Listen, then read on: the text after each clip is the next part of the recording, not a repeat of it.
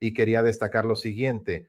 He dividido esta clase de hoy en 4 etapas, ¿de acuerdo? Las 2 primeras etapas son etapas introductorias al tema. Entonces, si ya has oído hablar de lead o si no conoces lead o si sabes más o menos qué es lead, lo vas a entender al 100%. Si ya has oído hablar de swim o nunca has oído hablar de swim, no sabes bien de qué se trata, lo vas a entender al 100%. ¿Qué es el swim? ¿Para qué sirve? ¿Qué hace? ¿Cuáles son sus limitaciones? ¿Su alcance? ¿Por qué utilizar esta herramienta? ¿De acuerdo? Y luego en la tercera etapa les voy a mostrar dentro de la herramienta swim este paso a paso de la modelación de la técnica lead. ¿De acuerdo? Y por último, también les voy a mostrar como un adicional en esta cuarta etapa, donde podrán profundizar en esta técnica de modelado, ¿ok?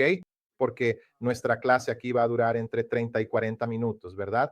Entonces, no es posible abarcar todo el universo de la modelación, pero te voy a mostrar los caminos para que si quieres profundizar en esta área, si quieres sumergirte en aguas más profundas, también tengas esa orientación, ¿de acuerdo?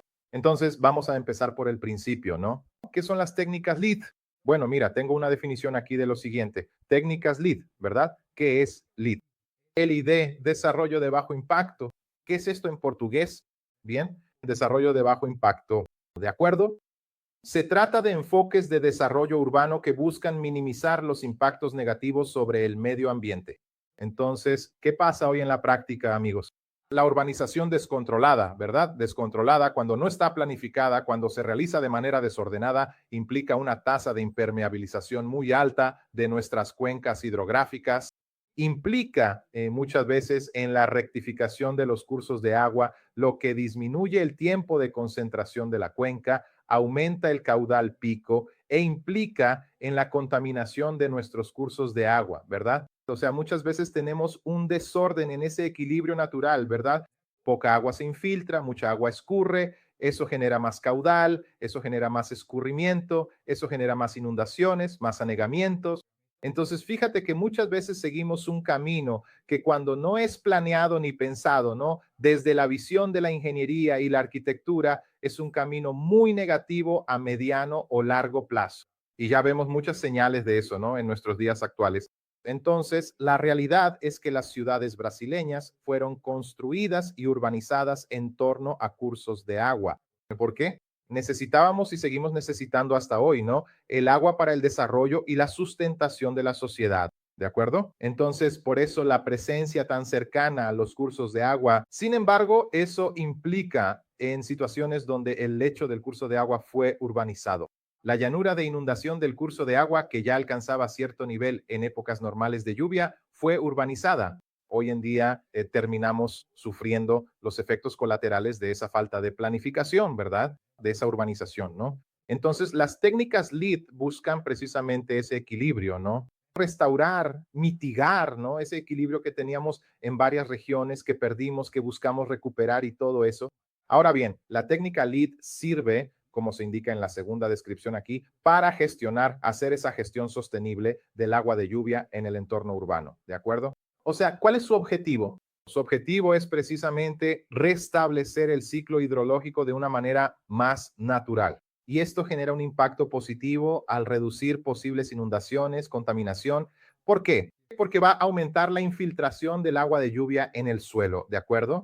Hoy en día muchas veces vemos muchas ciudades, ¿no? Que si las miras de lejos son totalmente grises. Ya no ves más áreas verdes, ya no ves más lugares donde el agua pueda infiltrarse. No, todo es gris, todo es techo, todo es asfalto, todo es concreto. Entonces, cuando llueve en esa región, ¿a dónde va el agua? Va a escurrirse hacia los dispositivos superficiales de drenaje. Muchas veces no tiene la posibilidad, el espacio, ¿verdad?, de infiltrarse en el suelo. Y cuanto menos infiltración tenemos, más escurrimiento superficial tenemos también, ¿de acuerdo? Y con eso tenemos ahí los problemas que ya estamos cansados de ver. Entonces, miren, para que no les quede abstracto, tengo aquí algunos ejemplos prácticos de técnicas LEED, ¿de acuerdo?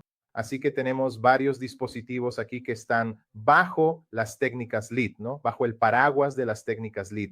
Por ejemplo, aquí un techo verde, el techo de una casa. Este techo aquí es un techo, ¿no? Como se puede ver en la imagen verde, ¿verdad? ¿Por qué?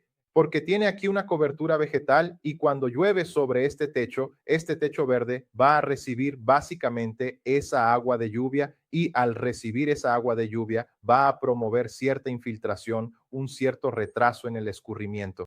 Entonces, ¿cuál sería el escenario más común que vemos? Llovió en el techo. El techo tiene una pendiente, ¿no? O sea, una inclinación. Esa agua escurre rápidamente hacia nuestra canaleta, baja al punto más bajo de la casa y ya va, ¿no? Hacia nuestra cuneta, hacia el área frontal de la casa. Entonces tenemos una velocidad en este escenario. En este segundo escenario, con el techo verde, el agua necesita percolar a través del suelo, ¿no? En caso de que haya un drenaje en la base de ese suelo, entonces sí bajará al punto más bajo y se irá a la calle. Entonces ahí tenemos un retardo, ¿no? De ese recorrido del agua que es muy beneficioso cuando vamos a hacer análisis hidrológicos de la cuenca. En esta segunda imagen tenemos aquí un ejemplo de una zanja de infiltración que está siendo ejecutada. Entonces no es más que una zanja aquí, ¿no? Realmente, como el nombre lo indica, una zanja excavada en el suelo. Y aquí tenemos el revestimiento de esta zanja que se está haciendo con un filtro geotextil y luego esta zanja será rellenada con grava. ¿Qué sucede? Cuando llueva en una determinada región, esa región puede tener una pendiente que lleve el agua, que conduzca el agua hasta esta zanja. ¿Y qué va a pasar con el agua en esta zanja? Como su nombre lo indica, aquí se va a promover la infiltración de esa agua en el suelo. Entonces, si las capas subsuperficiales del suelo son porosas, permeables, el agua que entró en la zanja se va a infiltrar en ese suelo y vamos a retirar una parte interesante, ¿no? Del escurrimiento superficial para la infiltración en el suelo. Lo mismo ocurre con el pozo de infiltración.